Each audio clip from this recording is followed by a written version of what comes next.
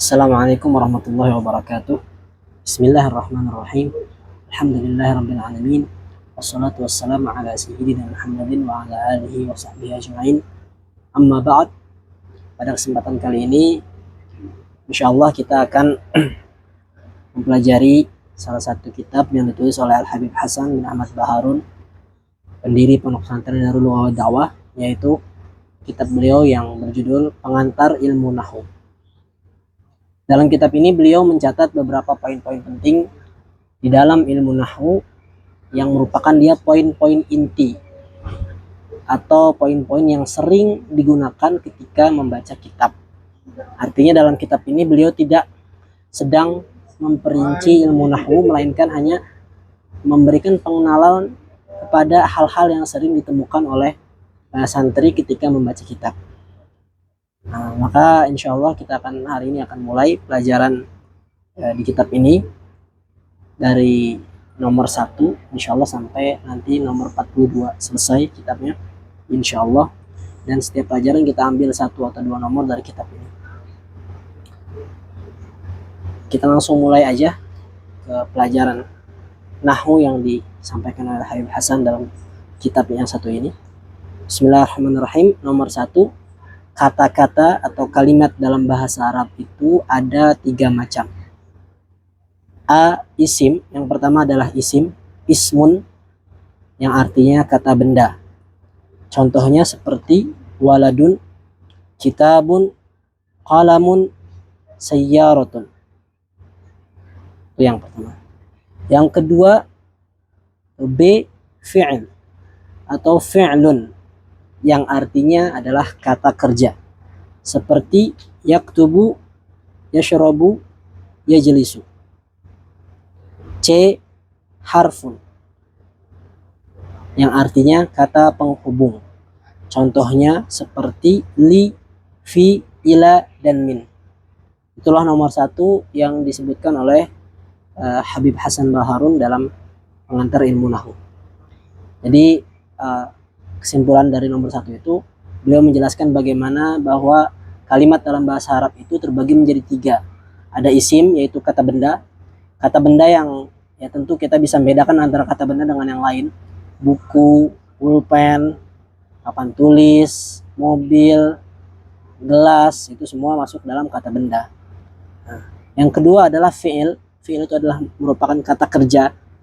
Kata kerja itu banyak ya, seperti yang kita ketahui, menulis, meminum, belajar, menyetir misalnya, dan lain sebagainya, itu masuk ke dalam kata kerja. Kemudian yang ketiga adalah harf. Harf kata penghubung. Di sini seperti huruf-huruf jar, yang mana sebagian huruf jar artinya ada yang di dalam, ada yang ke, menuju, ada yang min, dari, ada yang li artinya adalah untuk. Nah, kalimat dalam bahasa Arab itu tidak akan keluar dari 3 bagian ini. Maka setiap kita menemui kalimat dalam bahasa Arab, maka dia tidak mungkin keluar dari 3 bagian ini. Imma dia berupa isim, kata benda, atau dia berupa fi'il, kata kerja, atau dia berupa harf, kata penghubung. Nah, kita sedikit bahas apa yang bisa membedakan antara isim dengan fi'il dan huruf. Nah, ulama-ulama nahwu menyebutkan beberapa tanda-tanda pembeda antara isim dengan yang lain. Di antaranya tandanya isim adalah bisa menerima tanwin. Dalam contoh kita ambil kalimat bahasa Arab dari pena misalnya. Pena bahasa Arabnya adalah qalamun. Pena bahasa Arabnya adalah qalamun. Lafaz qalamun ini salah satu tanda bahwasanya dia adalah kata benda. Ternyata lafaz qaf, lam, dan mim atau qalamun ini bisa menerima tanwin. Qalamun. Itu salah satu tandanya. Tanda lain di antara tanda-tanda isim yang membedakan isim dengan yang lain adalah bisa menerima alif lam. Qalamun ini itu bisa menerima alif lam sehingga menjadi al-qalamu misalnya. Itu tanda yang kedua di antaranya. Di antara tanda lain juga yang membedakan isim dan yang lain adalah bisa kemasukan huruf jar. Huruf jar ini min, ila, dan seterusnya yang disebutkan dalam kitab-kitab nahwu. Contohnya misalnya lafaz al-qalam tadi, kita bisa tambahkan huruf jar. Misalnya katabtu bil qalami. Aku menulis dengan pulpen. Bil qalami, dengan pulpen atau pena. Nah, itu adalah 3 tanda atau 3 di antara sekian banyak tanda yang membedakan antara isim dengan yang lain. Maka setiap kita menemukan kalimat dalam bahasa Arab kemasukan alif lam, ketahuilah bahwasanya itu adalah isim. Atau kita menemukan kalimat dalam bahasa Arab menerima tanwin, berarti dia isim. Ya. Atau kemasukan huruf jar, maka dia berarti tandanya adalah isim. Itu adalah yang membedakan antara isim dengan yang lainnya. Sekarang masuk ke bagian yang kedua, yaitu fi'il. Apa tanda-tanda yang membedakan antara fi'il dengan yang lain? Membedakan antara fi'il dengan isim. Fi'il, kata kerja, contohnya kita ambil misalnya menulis. Apa bahasa Arabnya menulis? Yaktubu. Kataba yaktubu. Yaktubu itu artinya adalah menulis. Nah, tanda dia itu adalah fi'il, bisa salah satunya adalah bisa kemasukan lafaz qad. Qad misalnya kataba, qad kataba. Misalkan contoh, kita bikin contoh dalam bahasa Arab, qad kataba Zaidun 'ala sabburah. Sungguh telah menulis Zaid di atas papan tulis atau di papan tulis. Ya, sungguh Zaid telah menulis di papan tulis. Nah, qad ini adalah lafaz yang hanya bisa masuk ke dalam fi'il. Mana fi'il dalam contoh tadi? Kataba. Qad kataba Zaidun 'ala as-sabburah. Maka kataba di sini adalah fi'il. Tandanya apa? Bisa kemasukan qad. Begitu juga yaktubu misalnya. Yaktubu itu juga fi'il. Tandanya apa? Bisa kemasukan qad juga. Misalnya qad yaktubu Umaru 'ala sabburah. Qad yaktubu.